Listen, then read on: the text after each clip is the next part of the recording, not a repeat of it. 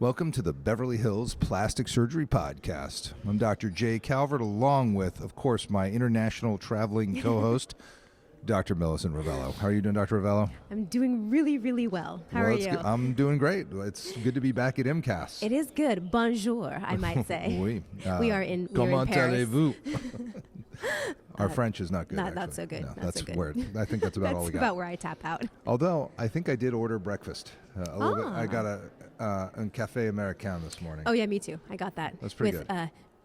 Sucre. Nice. Yeah. I think it's sucre, but whatever. Sucre.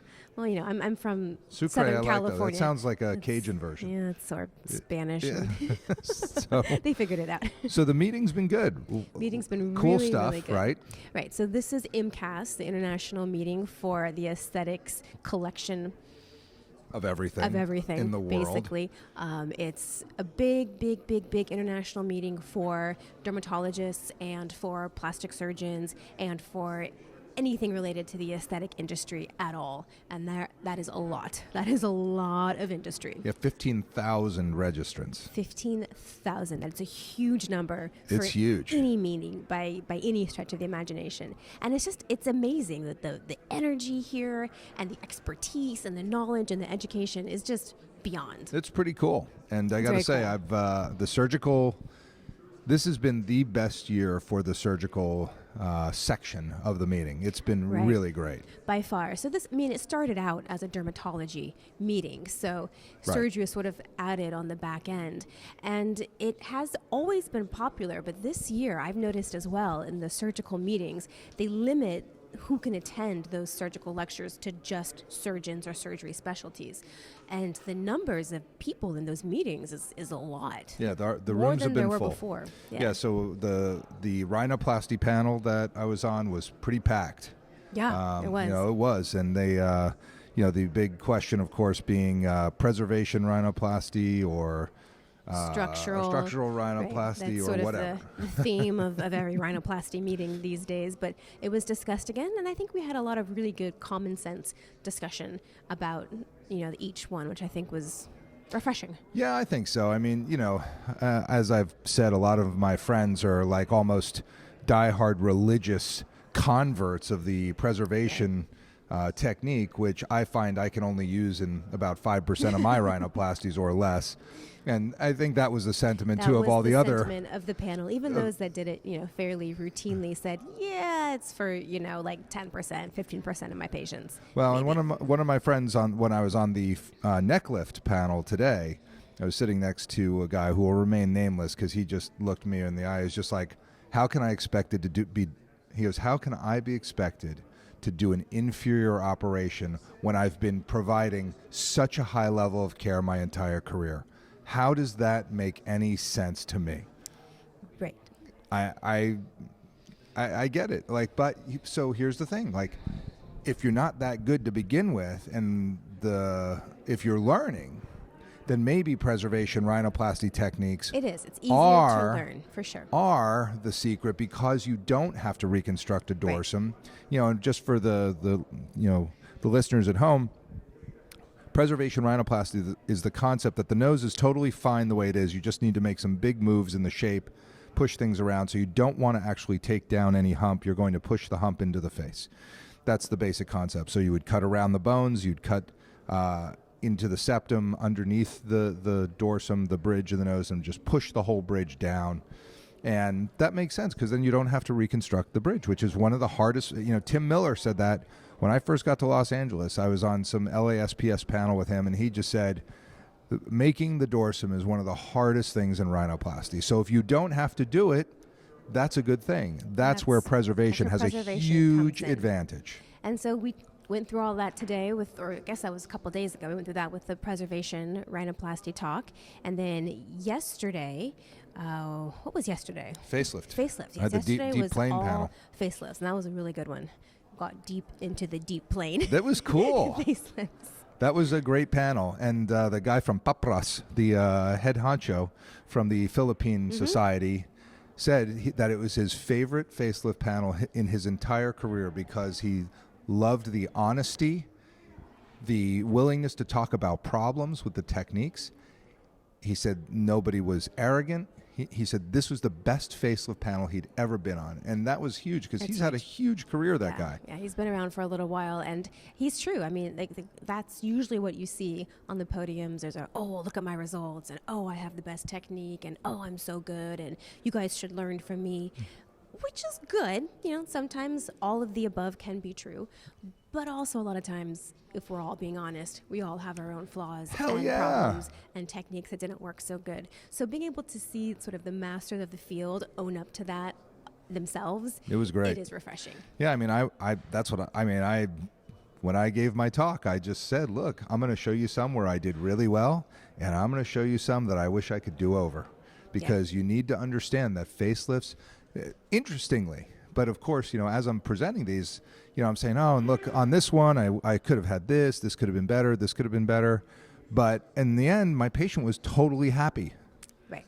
And we all kind of said that too. Right. And everybody all sort of said that. It's like, well, it's not perfect, but boy, this patient loved the result, because look, the neck's better and the jowls are better and everything's better. We're looking for very specific things, and so sometimes we are our own worst critics.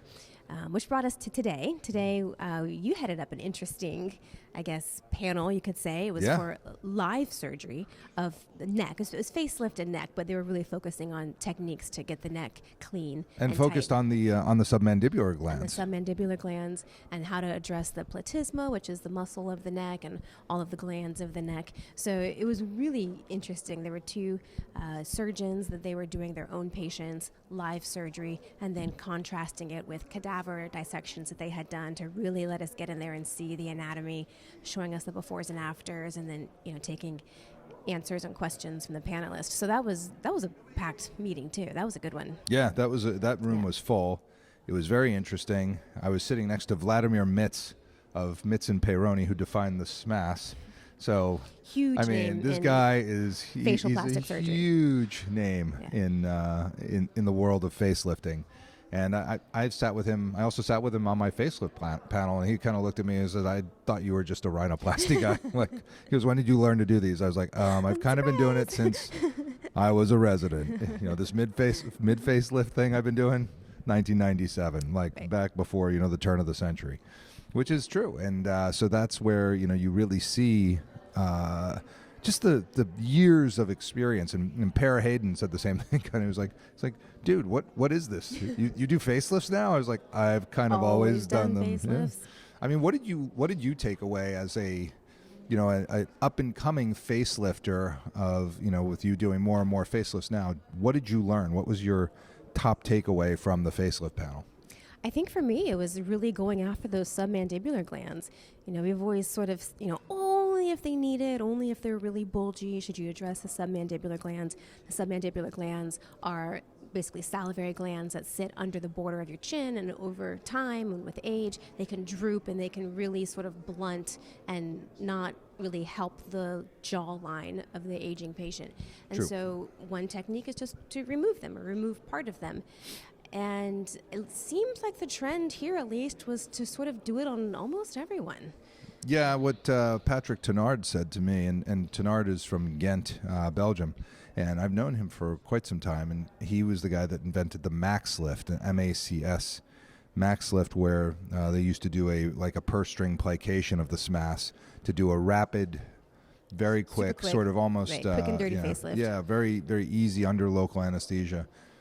He's doing very aggressive neck work, and he said, look, if you're going to get into the neck, you kind of got to do everything. If you're going to go deep, then you got to do the digastrics. You've got to do the submandibular glands. You have to, really contour the platysma. And he said he's opening a lot of way more necks than he did before. He said he used to just try to do everything laterally, but now he wants the big results. Clean it up. Yeah. You got to get in there. I've always been an open the neck guy. I know. I used to hide when people were like, "There's no reason to open the neck." I'd be like, "Oh, okay." Yeah. I kind of open every one. Sorry, yeah. But now they were kind of saying and that's what the guy from London said too. He said, "I open every 100%." I open 100% of the necks. That's not every once in a while. That's not a subtle statement. No, yeah. that means that if you want to get the results, you got to open it up. So I get that. I think it's awesome. What else? What was the other big take-home message that I got too on on the deep plane is in the inset of the platysma. I think I'm doing a lot more than these guys are, you know, and I think that's why I'm getting those cleaner jaw lines. They were sort of like, oh, and then I just make a little division here, and then I tuck this in, and I was like, I just cut that thing. Cut it, dude. Cut like, it what are you and waiting pull for? Yeah, I mean, it's not helping anybody. Like, cut it. So it was good. I thought it was sort of reaffirming. And then we still have one more panel to go. We do. I have in another hour or so, I have a breast panel, a breast augmentation panel, where I'm going to be discussing complex breast revisions. Basically, I saw your patients talk. that have had some. It's not easy stuff. It's not easy. Implants and capsular contracture and implant rupture and, you know, breasts falling down to their belly buttons, and what do you do? How do you fix all of those problems? So that's what I have coming up. You get the tough ones. You go onto some serious scary stuff with those breasts. Yeah. So that's coming up, and then as soon as that's done, we are off to the gala, which I've been looking forward to all week. Yeah, that should be fun. It'll be now, good. do you think the fashion, like, let's be like the Entertainment Tonight people? Yeah, like, the red carpet. What are you expecting to see tonight at the gala? We should do the red carpet at the gala. That's a separate podcast. Oh my God, who are you wearing? wearing? Oh my God. Well, so we were here in June of last year, and the weather was pretty nice, and I was just blown away by the fashion mavens and, you know, fashionistas that were out at this meeting. It's a little more subdued right now because it's January and it's like 30 degrees outside. It's freezing out so there. it sort of tampers everyone's style, and I can see it, and no one really likes it. There's some fabulous coats, and there's a lot of really great boots walking around, but I'll be curious to see how they do winter in Paris with the fashion. I haven't noticed the boots. That's not something I look for. No, I guess. you don't. Yeah. I've seen them studded and buckled and bedazzled and red and blue and high and low and army and combat. Like, they're all over the place. Well, there you go. I mean, I think you know, it is Paris, and so people want to show off their stuff. Show up. Especially 15,000 people. That gala is sold out. I think it's only 1,200 people that get to go to the gala. That's a lot of people who are not on the list. That's right. We are on the We list. are on the list. We are not only are we on the list, but we're at the head honcho table. I know. That's a big deal. We're spoiled. Spoiled rotten. It's good. I am very pleased that we're involved in it. And I think it's just because we're helping with the surgical programming with Dr. Garçon, who's a great guy and has really made this meeting very surgical in nature. I mean, this was good. This is great. I mean, there's just the coordinating of all those live surgeries that we saw. I mean, that must have taken months of planning to just go as smoothless and seamless as it did. Yeah, It's I mean, this incredible. is definitely one of the best surgical meetings I've seen in a long time. I think they have a lot of money. They got money, but they also got the players. And they had the people. Look who's here. It's not. This isn't like a bunch of schlocks. Like, they got the No. major players. Cherry picked from each country. Yeah, Yeah. and that's what's cool. And that's what brings people. But they also, as that panel suggested, and not to disparage any other meeting, because I don't want to, but they pick people that are here in the interest of education and not in the interest of promoting themselves. Yeah, no, there's not a whole lot of ego here. No. Like to a substantial degree, there's not a lot of ego, which says a lot in Yeah, our the world. egomaniacs I don't think get invited. I really don't. I think they're just It's a very like self-selecting committee. Yeah, I mean, sitting up there with, Fuad Nahai and, Steve Cohen and, I mean, and Tenard and Mitz. I mean, it's like it's a Big real names. And somehow I slid in there. I don't know what I'm doing up there, but I'm Oh, always I- happy to I- be there. But yeah, and I like the guys from Italy were great, and yeah, I mean, it's really cool. I think, and I like Bray. I thought Dominic Bray was great. The guy doing the face. Oh, yeah, today. he was great. So good. But humble. Yeah, no, I was humble, a big fan of his technique. Educational, like that's surgical education in my world. Going up there and basically talking down to everybody with arrogance doesn't do anything for me. I'm not Doesn't impressed. facilitate learning. No. No, and I'm not impressed. Like, unless you're gonna pull a magic wand out of your butt, you're not gonna impress me. I'd be impressed if that happened. I would I'd be too, really and maybe someday somebody would be like, "Guess what? Zing! Hi, how you doing?" And that's how I do surgery. I'll be like, "Wow, Wow. now that's impressive." But other than that, like these are surgeons. We're all surgeons. We all have the same questions and problems and issues that and patient issues and so don't give me the holier than thou. You need to be humble. You need to ground yourself and really be able to teach people. You have to get on their level, which is that we all want to be better for our patients. Right.